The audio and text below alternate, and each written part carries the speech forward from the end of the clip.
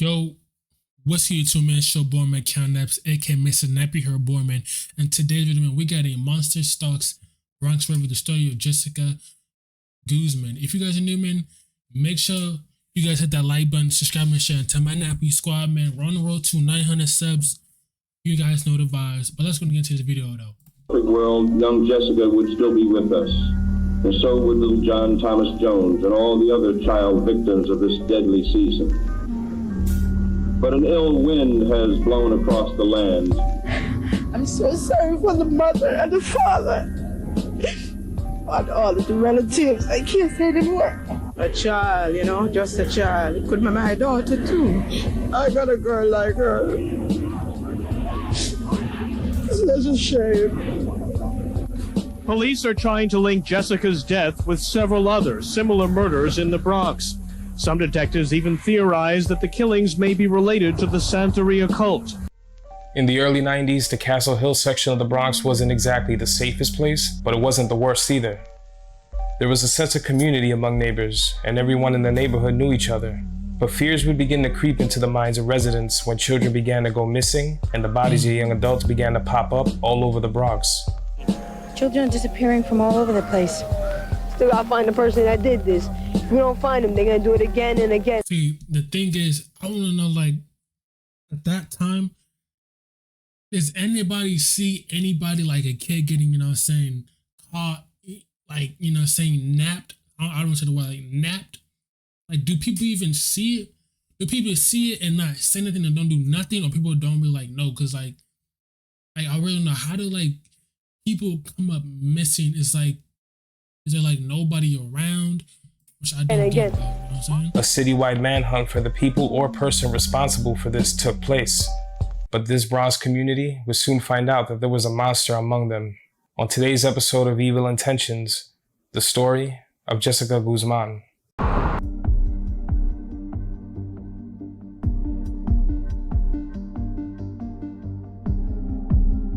Let's get into the...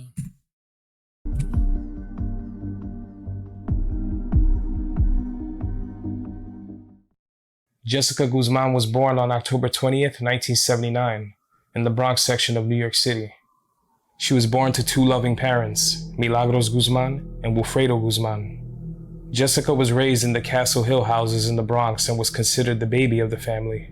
She grew up with four older brothers and attended St. John Vianney Catholic School, where she made friends. Yeah, that's okay. That's kind of good. That like growing up, like if you're like, say like, if you're like the youngest, like a sister, and you grow up with brothers, or four brothers, you're gonna grow up to like a point where, like, having older brothers is actually good because they will protect you. You know what I'm saying?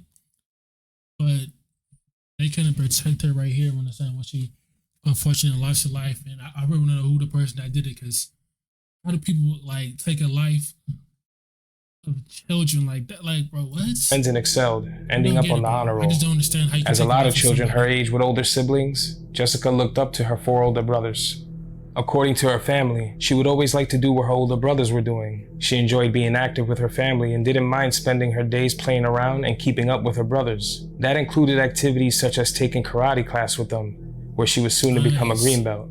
Classes were held at the community center at the Castle Hill houses in the Bronx. She also loved to play sports like baseball with them. Anything her brothers did, Jessica could also do. It wasn't unusual for Jessica to come home, change from her uniform to a pair of jeans and a t-shirt, and just start having a good time with her friends, like a lot of other 10-year-olds. Milagros Guzman would describe Jessica as her... See, that's good though. If you have older brothers, I'm telling you, that's good. If you have older brothers, stuff like that, bro, like,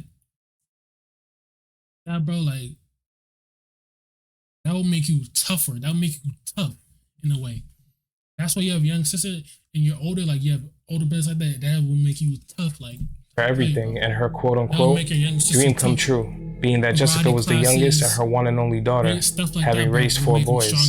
She up. raised Jessica to know right from wrong at a young age, knowing that Jessica could eventually come across certain types of bad influences while becoming a young adult growing up in the Bronx. She taught her daughter to be trusting of people.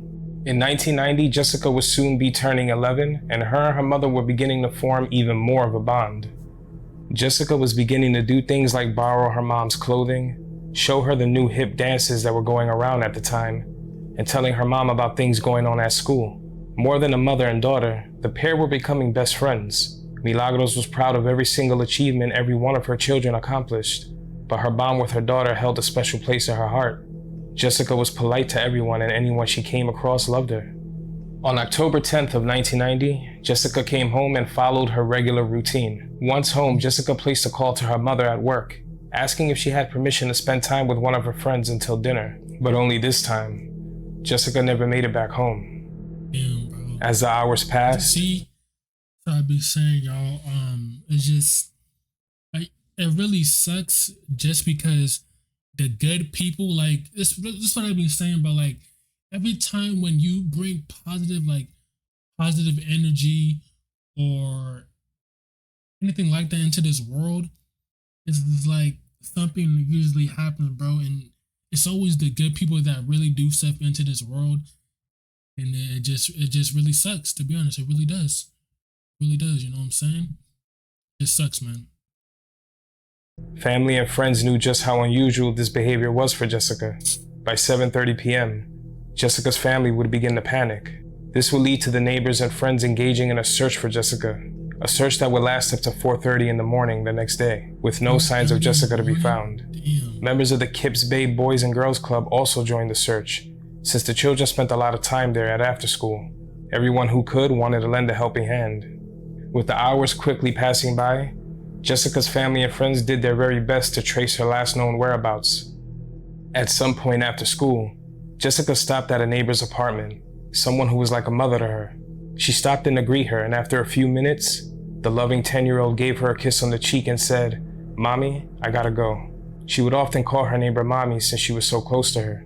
Her neighbor viewed Jessica as a daughter of her own. Sometime after that, Jessica would make her way to a friend's house a few blocks away from her own home. Residents of the neighborhood recall seeing Jessica walk through the area with her friend, and at one point stopping near another neighbor's parked car and playing inside of it at around 5 p.m. None of the information mentioned stood out to In the car? That don't make no sense. anyone, seeing as how this was just routine for Jessica and everyone knew the family in the area, so it wasn't likely that there would be anything unusual to suspect. The search continued, and more friends and family of Jessica's joined in on the search. Aunts, uncles, and grandparents came from all over, including Puerto Rico, to help find her, knowing that every minute that passed would be crucial. Authorities tapped the phone line in Jessica's room in hopes that some information would be said that would help point them in the right direction, but to no avail. The all-pink room filled with stuffed animals that belonged to Jessica felt more and more lonely as the hours passed. That's the thing. I just, like, she went to the neighbors, you know what I'm saying? Then she went with her friend. And then at some point right there, it's like something happened. So did something happen to the friend? Because this doesn't make any sense. Like, she was with her friend. Did anything happen to her friend or anything like that? Or, like, you know what I'm saying? She still hadn't returned home. Her mother hoped she would make it home, set the whole family's worries aside, and embrace her favorite toy, a prayer doll with a red ponytail. But the hours kept on passing by, and those hours turned into days. And on October 17th, just about a week after Jessica originally disappeared, family and friends received the news that they'd been dreading. At around 4:30 p.m. that afternoon, a Parks Department employee had just completed his workday and left Bronx headquarters, which is located along the Bronx River Parkway. As he made his way through the wooded area, walking along a path to his truck, he would notice something that he did not expect. Lying face up, just 20 feet away from the road, was the badly decomposed body of a small young girl. Thrown by the discovery, he hopped into his truck and sped to the police department's Highway 1 unit. From there, he would make a call to the detectives who performed. See, this is. And her deceased, her body would just lay there face down.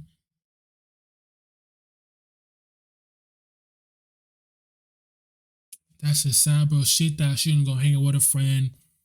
She thought she was really, you know what I'm saying, gonna hang out with a friend. And then, you know what I'm saying, come back home to the, and eat and come back for dinner, bro. But she didn't even make it back, bro. That's just sad. That's really sad that she didn't even saying was able to make it back. You know what I'm saying? Life is just so unpredictable. You don't really know. Like, you don't know, bro. Everybody in this world has, everybody in this world is bringing to this world with a date, and then we don't really know when our time is really up. So, you know what I'm saying? So it's just crazy, you know what I'm saying? Extensive searches for Jessica. The man would then lead the detectives to the body. To their horror, the little girl was none other than Jessica Guzman. She was positively identified by the clothes she had on, since family and friends remember her wearing a white t-shirt with the Tasmanian devil on it, a pair of jeans, and a pair of blue sneakers. There was no clear indication of how the child had died, and there were no signs of other types of abuse. She was found just 5 miles from her home, and just 3 days before she was supposed to celebrate her 11th birthday. As the news spread and the new information was told to loved ones, shock and grief would envelop all of the Castle Hill houses. All the hours and saying this time there was no social media, there was no type of social media or nothing. You get what I'm saying? There was no type of social media or nothing. Hours of searching, hoping for a positive outcome, only to be faced with the horrifying and numbing truth. The helicopters, bloodhounds, and vast number of uniformed officers couldn't bring Jessica home alive. Milagros Guzman would find herself clutching Jessica's favorite doll, hoping it was all a bad dream. Residents of the Castle Hill houses wept openly in the streets when they learned the news. A medical examiner would later confirm that little Jessica died from homicidal asphyxiation. The truth and reality of the tragedy was... What? Homicide? What? Outside the family result and slain 2 Bronx teenagers in June 1989. What? Doesn't make any sense. Set in, and now the Bronx detectives were tasked with finding who could be responsible for such a thing. As authorities continued their search, they found similarities between Jessica's death and that of 13-year-old Nilda Cartagena and 15-year-old Heriberto Marrero, 2 teens that went missing and were found deceased in June of 1989, both by homicidal asphyxiation, just like Jessica. This would lead authorities to believe they might be dealing with something more than some random killings. This looked more like the makings of a serial killer. And the one connection between all of these people was this man, Alejandro Henriquez, a man from the Hunts Point section of the Bronx. He was born to a father who was a barber while his mom... See, I told you, it always been your own people, your own skin color killing you, bro. ...worked as a jewelry polisher in Manhattan's jewelry district. He attended the best schools and his parents did everything for him. He was also described as someone obsessed with law enforcement, seeing as how he'd often pose as an officer. Later on, he returned to a life of crime and boasted about made-up stories, like being a successful DEA agent. He'd wear jewelry and suits and rode around in his car hoping to gain the attention of women, but often spend time with younger children, perhaps in an attempt to feel more powerful or validated. Since children were quicker to believe his made-up life he'd created, Henriquez was also considered a person of interest by detectives in relation to other deaths. One death was the death of 14-year-old Shamira Bello, whose body was found in Pelham Bay. See, you killing innocent little girls. I don't understand, bro. I just don't understand how somebody really can take a life of a child, bro. Of a child, bro. I don't understand. How can you take a life? Actually, anybody. Like, how can you take a life, especially a child, bro?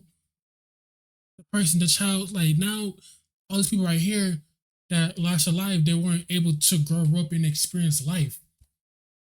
They weren't grow up to have a family, go to college, this and that. They weren't like, you know what I'm saying? Bay Park on July 2nd of 1988. She'd been violated. They didn't even get to go to middle school, not graduate high school, not go to prom, homecoming. Not saying, not just, man. And bludgeoned to death. Another connection was the fact that 13-year-old Nilda Cartagena, mentioned earlier, was Henriquez's own niece.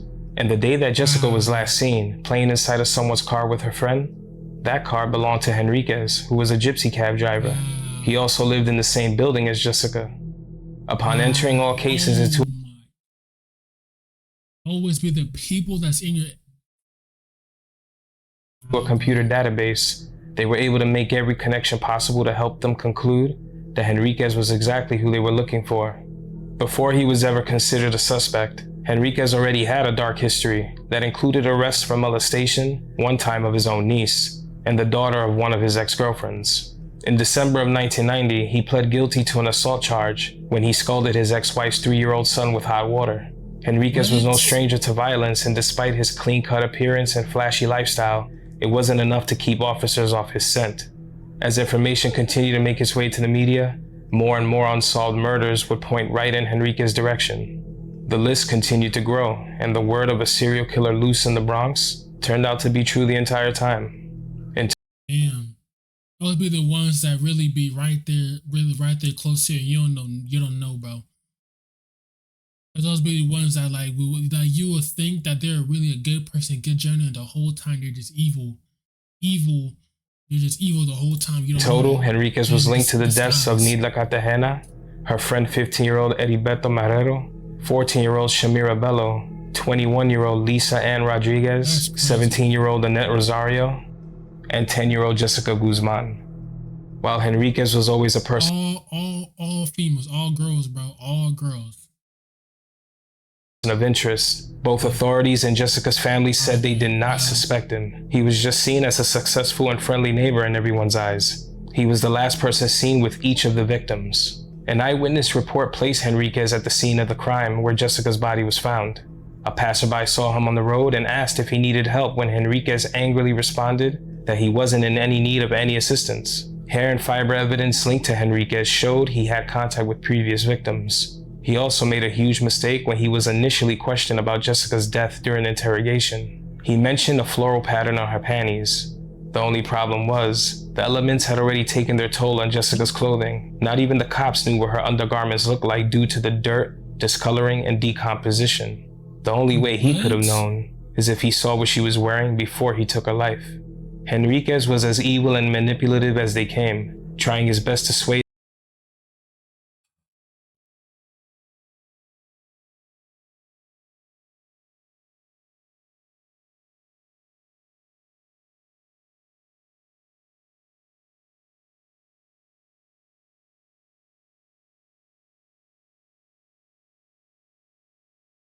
Bro,